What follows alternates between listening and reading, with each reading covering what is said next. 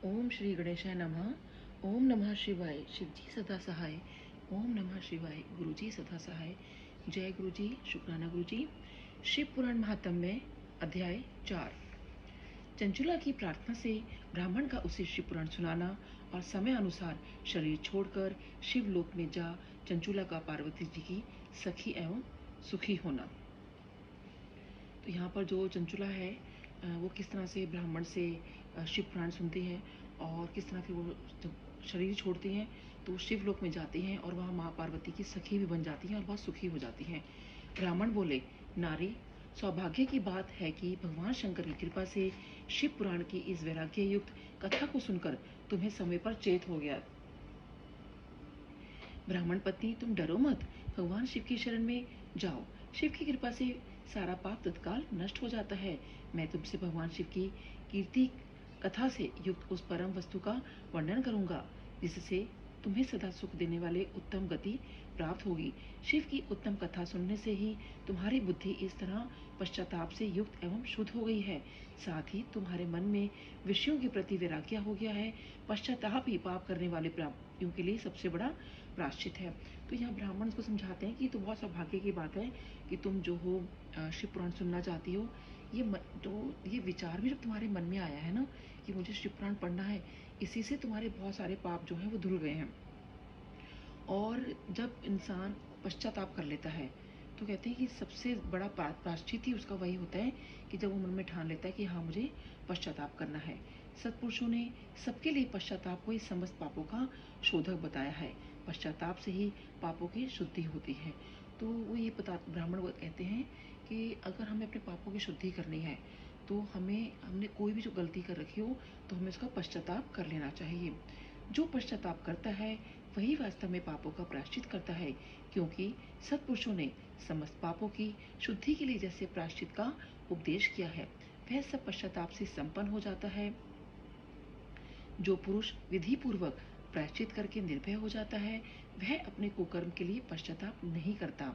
उसे प्रायः उत्तम गति नहीं प्राप्त होती, परंतु जिसे अपने कुकृत्य पर हार्दिक पश्चाताप होता है वह अवश्य उत्तम गति का भागी होता है। इसमें संशय नहीं है। तो कहते हैं कि जिसने भी कोई पाप किया हो तो वो पश्चाताप कर ले, और अगर कोई पश्चाताप नहीं करता, उसके मन में ये विचार आता है कि नहीं नहीं मैंने जो किया वो ठीक नहीं, मतलब ठीक किया, तो वो कहते हैं फिर अगर पश्चाताप आप नहीं करोगे तो आपको उत्तम गति की प्राप्ति नहीं होगी। और जो पश्चाताप कर लेते हैं तो उसको उत्तम गति की प्राप्ति होती है। इस शिव पुराण की कथा सुनने से जैसे चित्त शुद्धि होती है वैसे दूसरे उपायों से नहीं होती। जैसे दर्पण साफ करने पर निर्मल हो जाता है, उसी प्रकार इस शिव पुराण की कथा से चित्त अत्यंत शुद्ध हो जाता है। तो जैसे कहते हैं कि दर्पण है, शीशा है, अगर वो बहुत गंदा पड़ा है और अगर हम उसको साफ करें तो कितना अच्छा सब कुछ साफ दिखाई देता है। तो ऐसे ही जब हम शिव पुराण पढ़ते हैं तो हमारा जो अंदर का अंतः मन है वो बहुत ज़्यादा शुद्ध हो जाता है। मनुष्यों के शुद्ध चित्त में जगदम्बा पार्वती सहित भगवान शिव विराजमान रहते हैं। इससे वह विशुद्ध आत्मा पुरुष श्री शाम सदाशिव के पद को प्राप्त होता है। इस उत्तम कथा का श्रवण समस्त मनुष्यों के लिए कल्याण का बीज है। अतः यथोचित मार्ग से इसकी आराधना अथवा सेवा करनी चाहिए। यह भव बंधन रूपी रोग का नाश करने वाली है। भगवान शिव की कथा को सुनकर फिर अपने हृदय में उसका मनन एवं निधि ध्यासन करना चाहिए। तो कहते हैं कि बहुत जो भी हम ये पढ़े ना, इसको बहुत भाव से हमें पढ़ना चाहिए और बहुत मन से इसको पढ़ना चाहिए, हृदय से, मतलब बहुत दिल से इसको हमें सुनना चाहिए, तभी इसका जो है फायदा होता है। इससे पूर्णतः चित्त शुद्धि हो जाती है। चित्त शुद्धि होने से महेश्वर भक्ति अपने दोनों पुत्रों ज्ञान और वैराग्य के साथ निश्चय ही प्रकट होती है। तत्पश्चात महेश्वर के अनुग्रह से दिव्य मुक्ति प्राप्त होती है, इसमें संशय नहीं है। जो मुक्ति से वंचित है उसे पशु समझना चाहिए, क्योंकि उसका चित्त माया के बंधन में आसक्त है। वह निश्चय ही संसार बंधन से मुक्त नहीं हो पाता।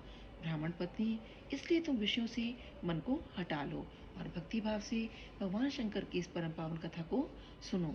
परमात्मा शंकर की इस कथा को सुनने से तुम्हारे चित्त की शुद्धि होगी और इससे तुम्हें मोक्ष की प्राप्ति होगी। जो निर्मल चित्त से भगवान शिव के चरण अरविंदों का चिंतन करता है उसकी एक ही जन्म में मुक्ति हो जाती है। यह मैं तुमसे सत्य सत्य कहता हूँ।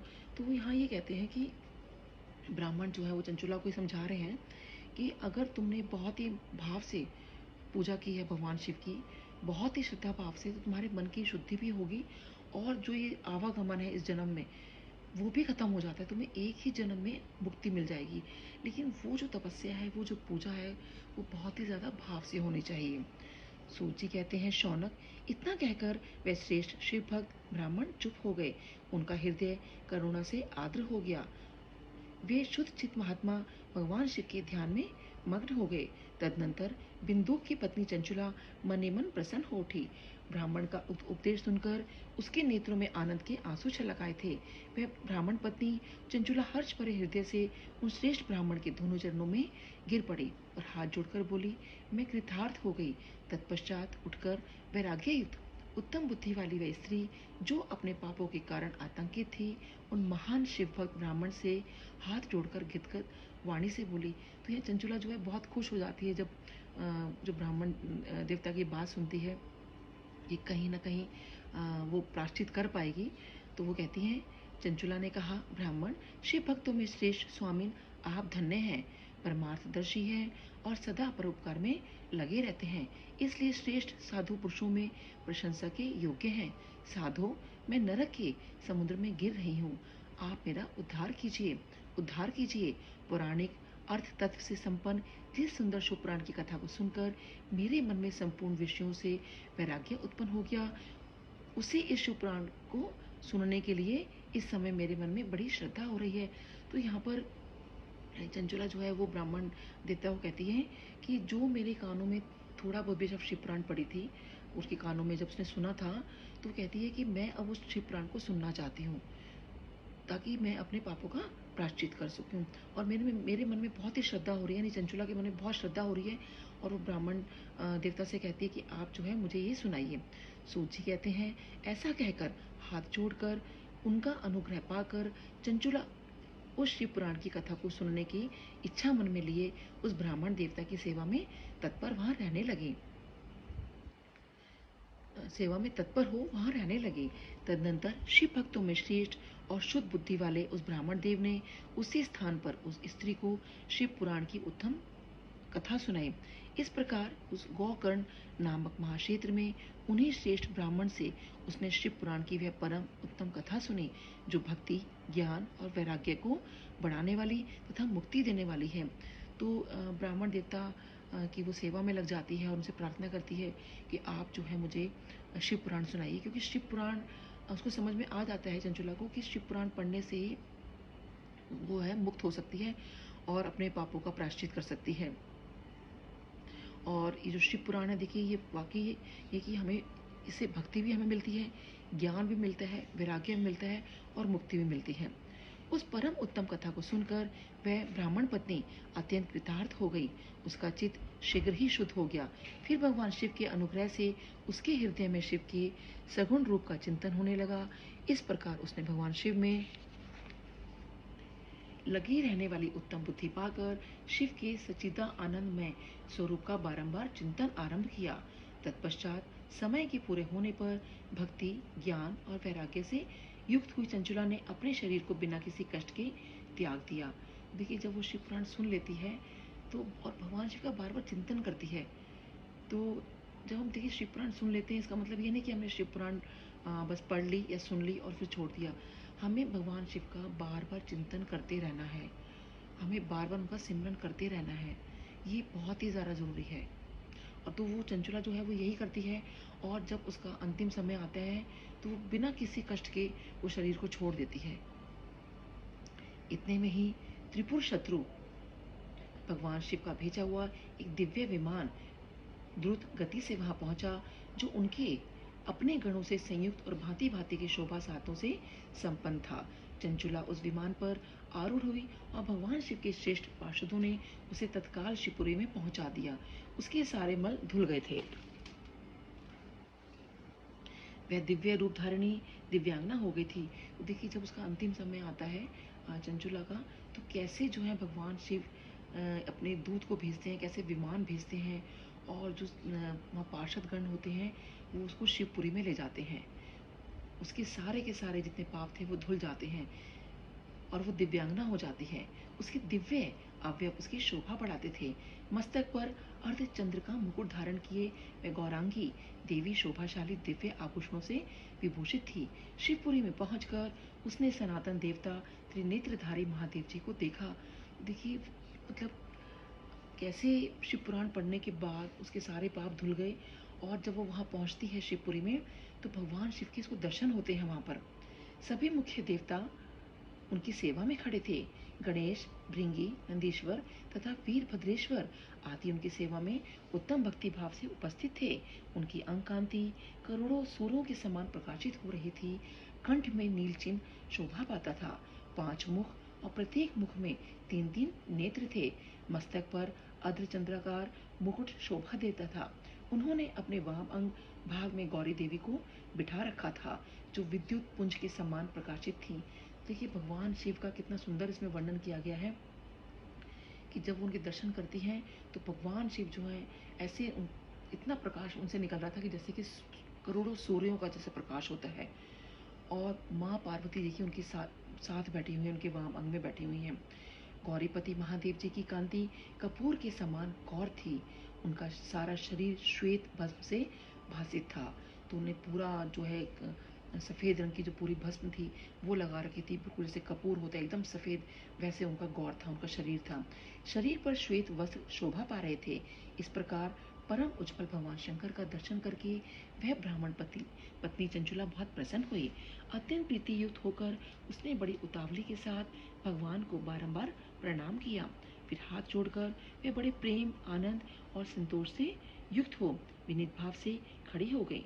उसके नेत्रों से आनंद अश्रुओं की अविरल धारा बहने लगी तथा संपूर्ण शरीर में रोमांच हो गया। उस समय भगवती पार्वती और भगवान शंकर ने उसे बड़ी करुणा के साथ अपने पास बुलाया और सौम्य दृष्टि से उसकी ओर देखा। पार्वती जी ने दिव्य रूप धारणी बिंदुक प्रिय चंचुला को प्रेम पूर्वक अपनी सखी बना लिया। देखिए कितना भगवान हमें प्यार देते हैं, कितना मन में उनके उनकी उनके मन में तो कुछ हमारे प्रति होता ही नहीं है। ये तो हम अपने कर्मों से कहीं ना कहीं कुछ चीज़ें गलत कर बैठते हैं। और देखिए वो भी मौका देते हैं भगवान हमें कि तुम सिर्फ, और वो क्या कह रहे हैं कि सिर्फ तुम सिमरन करो और भाव से, सिर्फ हमें भाव से याद करो। हमें सिर्फ भगवान को बहुत ही एकदम अनकंडीशनल लव देना है। तो देखिए जो ये चंचुला होती है जब वो वहाँ जाती है तो किस तरह माँ पार्वती जो उनको अपनी सखी बना लेती हैं। तो माँ पार्वती की सखी होना देखिए कितना मतलब सर कितना सिग्निफिकेंस है, कितनी बड़ी बात है ये कि उनकी वो सखी बन जाती हैं। वह उस परम आनंद घन ज्योति स्वरूप सनातन धाम में अविचल निवास पाकर दिव्य सौख्य से संपन्न हो अक्षय सुख का अनुभव करने लगी। देखिए वहाँ पर कितना उनको सुख मिल जाता है जो भगवान शिव के श्री चरणों में हो, उनके शिवलोक में हो, तो उसके पास तो फिर सुख ही सुख है। तो हमें हमसे भी देखिए हम इंसान हैं, बहुत गलतियाँ होती हैं, हर इंसान से होती हैं, ये ह्यूमन एरर है। लेकिन हम अगर अपनी गलतियों को सुधारें, कोशिश तो कर सकते हैं ना। यहाँ गुरुजी भी देखिए आए, उन्होंने कहा था कि 90% तो कर्म में काट देता हूँ, 10% तो हमें फिर भी काटने हैं। और उन्होंने हमें कितने अच्छे तरीके से जोड़ा, कितने सरल तरीके से जोड़ा है। और भगवान भी हमें बहुत सरल तरीके से जोड़ते हैं कि सिर्फ तुम उनका सिमरन करो। ज़रूर नहीं है कि आपने बहुत पूजा पाठ में बहुत सारा खर्चा करना है या बहुत सारी चीज़ें कुछ करनी है, ऐसा कुछ नहीं है। अगर आप मन से पूजा पाठ कर रहे हो, भाव से पूजा पाठ कर रहे हो, तो वो आपकी पूजा लगेगी। तो ये हमारा अध्याय 4 यहीं ख़त्म होता है। ओम नमः शिवाय।